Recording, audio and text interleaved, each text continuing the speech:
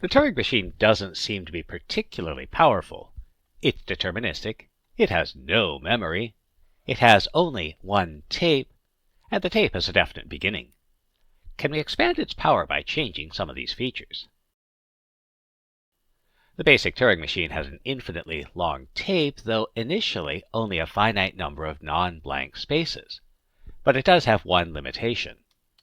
Repeated leftward movement will go off the end of the tape, causing a crash. We can avoid this by having a doubly infinite tape, a tape that is infinite in both directions.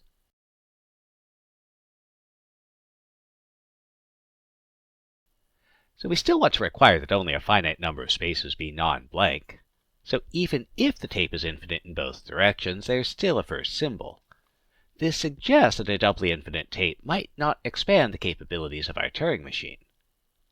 But since only a finite number of spaces have symbols, we could just go to the start of the symbol sequence and treat it as a singly infinite Turing machine. Or can we? So mathematicians care about existence, computer scientists care about algorithms. Even though our tape has a first symbol, how do we find it? Between any two symbols there could be an arbitrarily long sequence of blanks, so maybe our intuition is wrong. So remember, intuition suggests a path, but you still have to follow the path to see where it goes.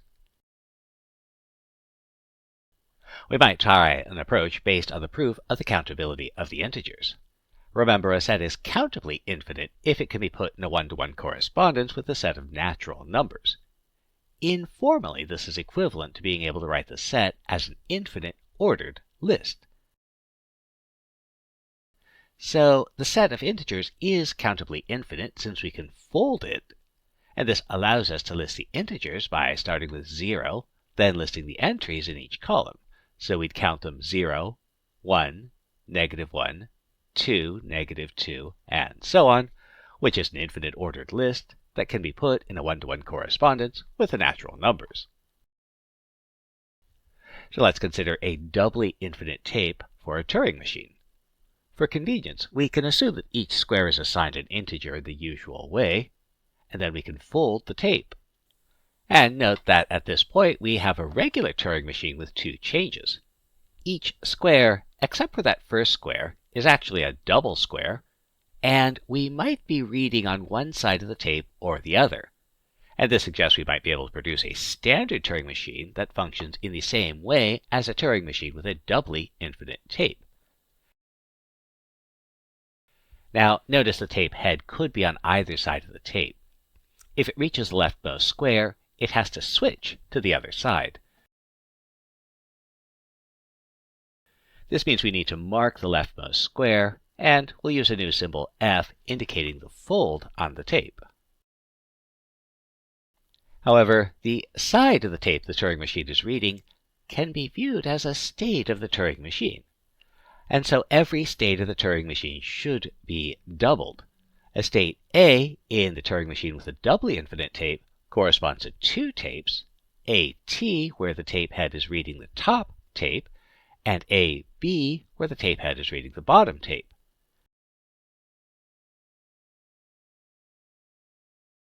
This also means the tape squares, except for the initial fold square, should also be considered double. If the doubly infinite Turing machine has alpha on square k and beta on square minus k, then the symbol on square k of the folded tape should be alpha beta. And for consistency, we should consider the initial square to have the symbol FF, but we won't. So let's take a look at this. Suppose our doubly infinite Turing machine has these moves, and possibly some others. All these states have to be duplicated depending on whether the tape head is on the top or bottom. But we need to rewrite them, so the tape symbol red is an ordered pair. Since the symbol on the bottom shouldn't be changed if the tape head is on the top, it just needs to be reprinted. So consider this move in our Turing machine with a doubly infinite tape. If we're reading the top tape, we should actually be in the state QT, and if the symbol on the top tape is blank, the symbol on the bottom could be blank, 0, or 1. Now the move doesn't change the symbol read on the top tape, and it shouldn't change the symbol on the bottom tape. So this actually corresponds to 3 moves.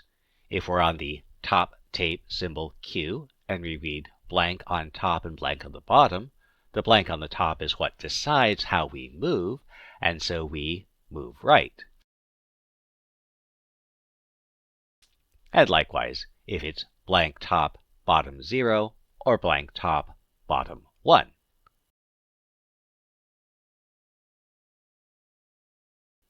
Now consider the move delta Q0 is A0 left. Again, if we're on the top tape, we're in state QT, and since we're reading a 0, we know we're not at the fold. So moving left will leave us on the top.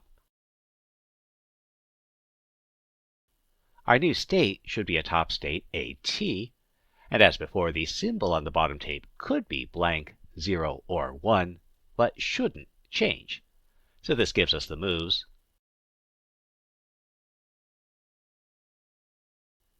Now consider delta Q1 is B blank left. By the same analysis, we get the moves.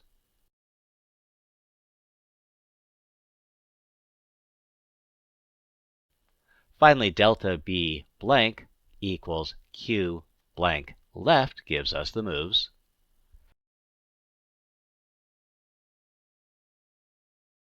However, notice that in the doubly infinite tape, a move left from a blank square might cause us to change sides. In the folded tape, the fold square itself has symbol F, so we need to define a new move. Our new state is on the bottom tape, so it should be QB. We need to reprint the symbol F. And a move left on the doubly infinite tape is actually going to be a move right on the bottom of the folded tape. And so we need the move delta B top read F to state Q bottom, reprint F, and move right.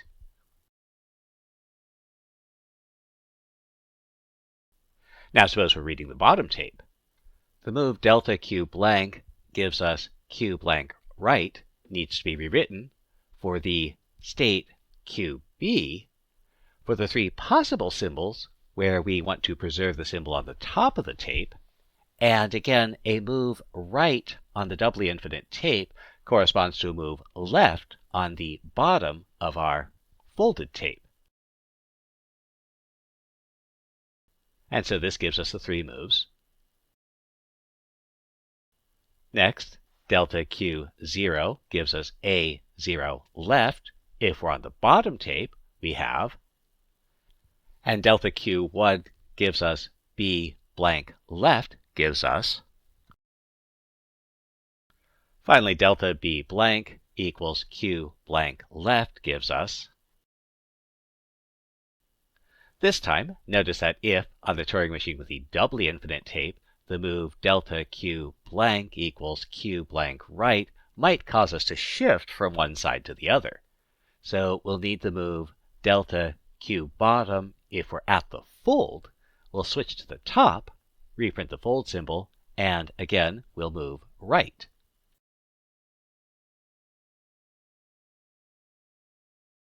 And this suggests that a Turing machine with a doubly infinite tape can be rewritten as a standard Turing machine.